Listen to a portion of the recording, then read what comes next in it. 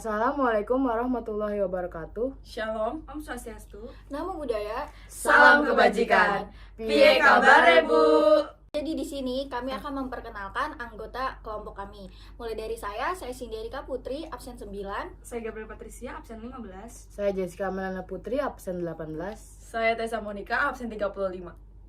Selamat menyaksikan. Pemanasan global adalah suatu fenomena global yang dipicu oleh kegiatan manusia, terutama yang berkaitan dengan penggunaan bahan fosil dan kegiatan alih guna. Kegiatan ini menghasilkan gas-gas yang semakin lama semakin banyak jumlahnya di atmosfer, terutama gas karbon dioksida atau CO2, melalui proses yang disebut dengan efek rumah kaca. Nah, efek rumah kaca atau greenhouse effect adalah suatu istilah yang cukup erat kaitannya dengan pemanasan global. Disebut dengan efek rumah kaca karena adanya peningkatan suhu bumi akibat suhu panas yang terjebak di dalam atmosfer bumi. Selanjutnya ada penyebab dari pemanasan global. Yang pertama, efek rumah kaca. Segala sumber energi-energi yang terdapat di bumi berasal dari matahari. Sebagian besar energi tersebut dalam bentuk radiasi gelombang pendek, seperti cahaya tampak. Pada saat energi tersebut mengenai permukaan bumi, maka ia akan berubah dari cahaya menjadi panas yang dapat menghangatkan bumi.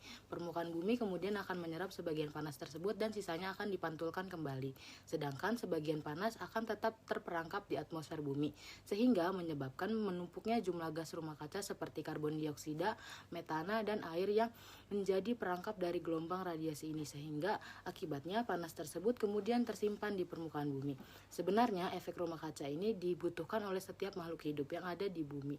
Hal ini karena apabila tidak ada panas maka akan terjadi bumi menjadi sangat dingin, sehingga es akan menutupi permukaan bumi. Namun akibat dari jumlah gas-gas yang berlebih di atmosfer, maka akibatnya adalah pemanasan global. Yang kedua, ada meningkatnya gas rumah kaca. Adanya berbagai jenis gas mempunyai sifat yang memerangkap panas, yang pada akhirnya panas yang terpantul dari permukaan bumi tidak dapat untuk diteruskan ke cahaya dikarenakan dari gas tersebut. Gas-gas tersebut dinamakan gas rumah kaca. Gas yang berperan yaitu karbon dioksida. Adapun penyebab meningkatnya gas antara lain pembakaran minyak bumi, pembakaran bahan bakar batu bara, serta pembakaran gas alam. Yang ketiga ada efek umpan balik. Efek umpan balik merupakan salah satu penyebab pemanasan global yang dipengaruhi oleh proses-proses umpan balik yang dihasilkannya. Contohnya adalah penguapan air. Pada kasus pemanasan yang diakibatkan oleh bertambahnya berbagai gas rumah kaca seperti karbon dioksida, pemanasan dapat menyebabkan lebih banyaknya air yang akan menguap ke atmosfer. Hal ini karena uap air adalah gas rumah kaca.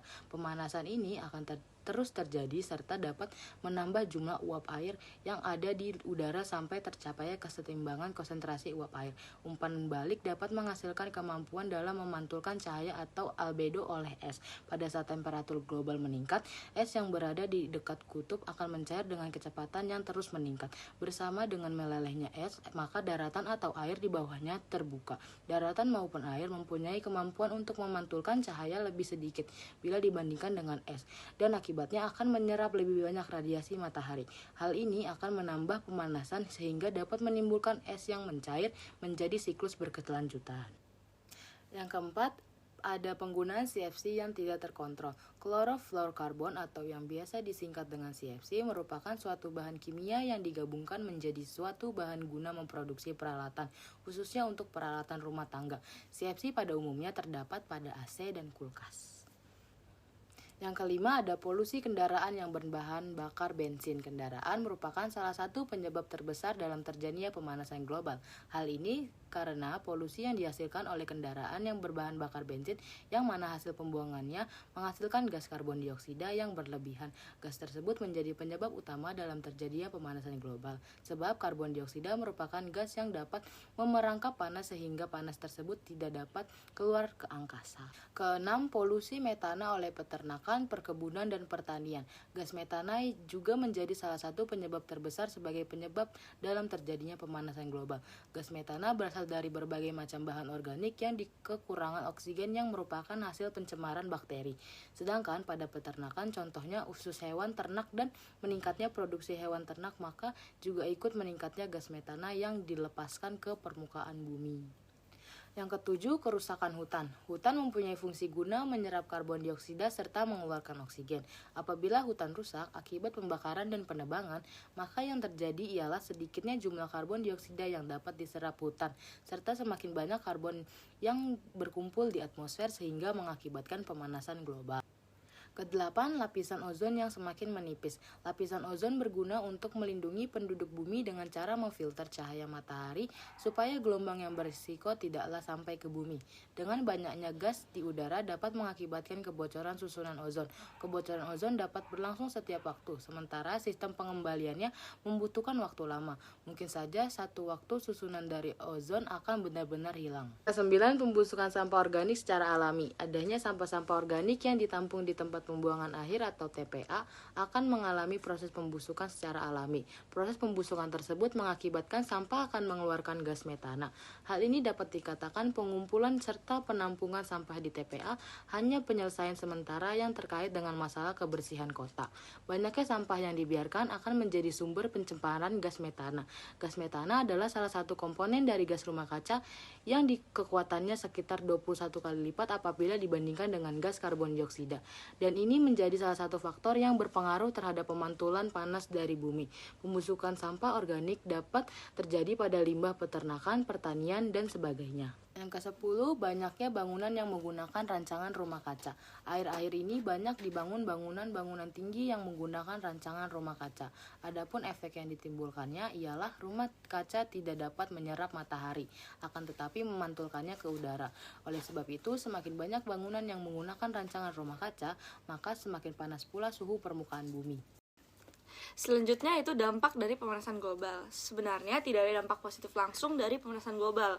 Meskipun beberapa studi menunjukkan bahwa pemanasan global dapat memberikan beberapa manfaat kecil seperti peningkatan pertumbuhan tanaman di beberapa daerah yang lebih hangat atau memperpanjang musim tanam di daerah tertentu. Manfaat tersebut sangat terbatas dan dapat dikompensasi oleh dampak negatif yang jauh lebih besar. Selanjutnya ada beberapa dampak negatif dari pemanasan global. Yang pertama ada kebakaran hutan.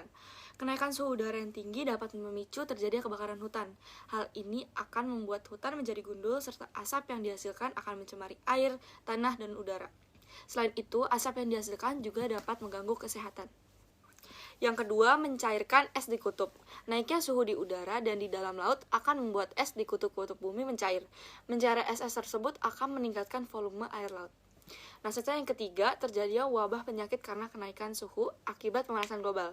Sistem imun makhluk hidup akan menurun sehingga mudah terserang berbagai penyakit. Penyakit-penyakit ini akan menjadi wabah yang mengkhawatirkan. Selanjutnya yang keempat, kabut asap pemanasan global akan meningkatkan suhu di permukaan bumi, memicu terjadinya kebakaran hutan. Hal tersebut akan menimbulkan kabut asap yang sangat berbahaya bagi kesehatan, bahkan kematian. Nah, yang kelima, krisis air bersih. Karena pemanasan global, sumber-sumber air di dalam tanah akan menguap. Selain itu, sumber-sumber air tersebut juga akan tercemar sehingga krisis air bersih tidak dapat dihindari. Nah, selanjutnya yang keenam, naiknya permukaan air laut. Naiknya permukaan air laut disebabkan oleh mencairnya es di kutub-kutub bumi.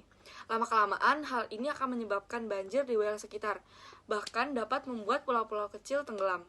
Yang ketujuh, meningkatkan suhu air laut. Terjadinya pemanasan global ditandai dengan kenaikan suhu di permukaan bumi, termasuk di dalam laut. Hal ini dapat membuat makhluk-makhluk hidup yang hidup di dalamnya mati sehingga terjadi ketidakseimbangan ekosistem.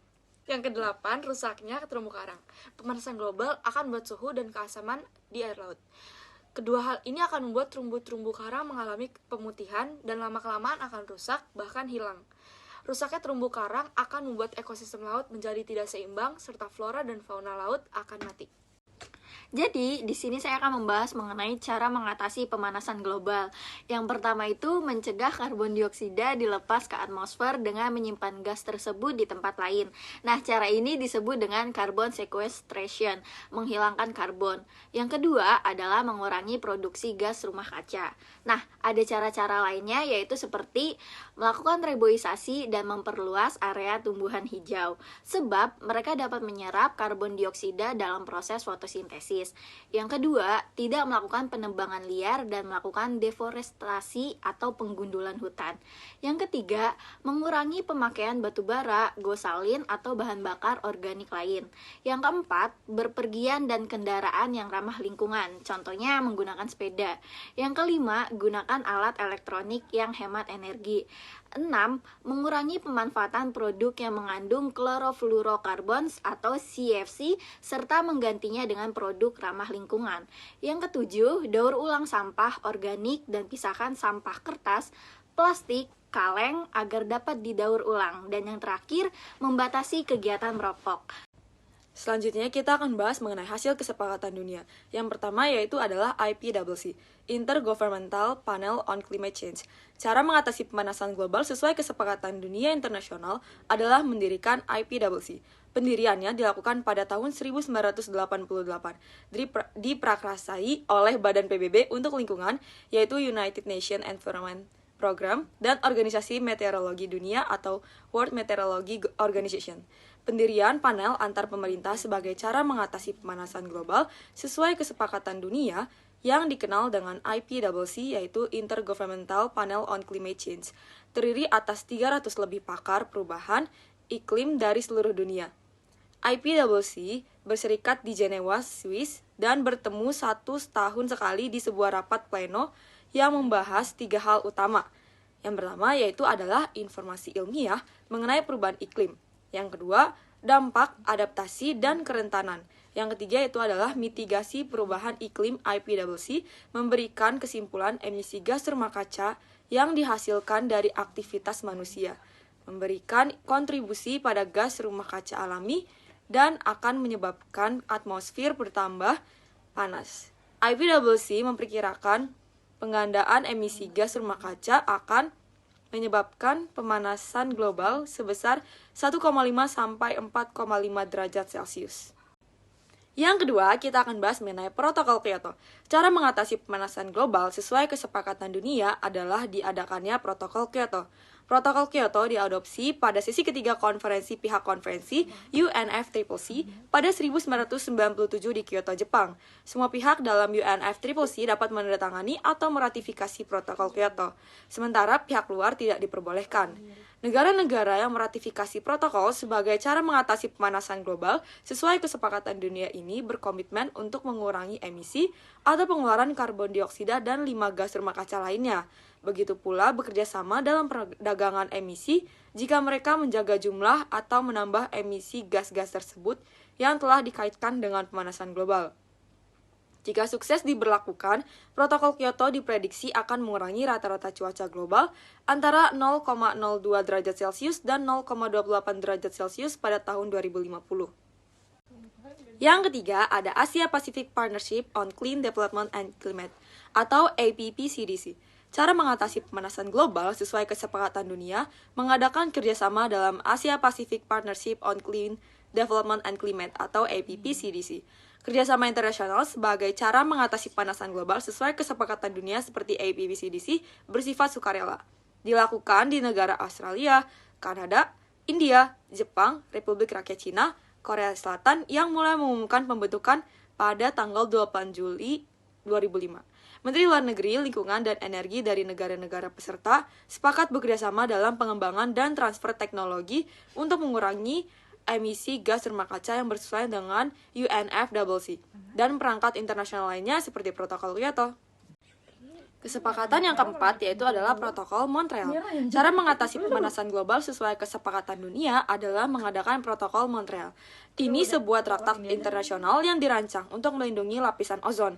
Dilakukan dengan meniadakan produksi sejumlah zat yang diyakini bertanggung jawab atas berkurangnya lapisan ozon.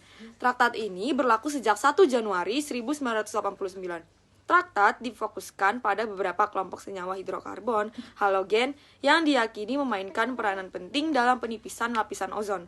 Semua zat tersebut memiliki klorin atau bromin.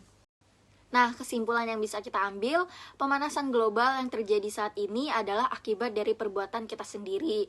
Sebagai manusia, kita tidak dapat menjaga dengan baik tempat di mana kita hidup. Jika kita tidak sadar akan dampak yang terjadi nanti, maka kehidupan di bumi ini akan terancam. Nah, untuk mengatasinya telah dilakukan beberapa penanggulangan.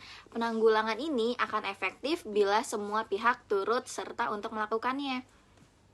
Bagaimana Bu dengan video kita? Sudah menonton kan? Baik, sekian dan matur nuwun.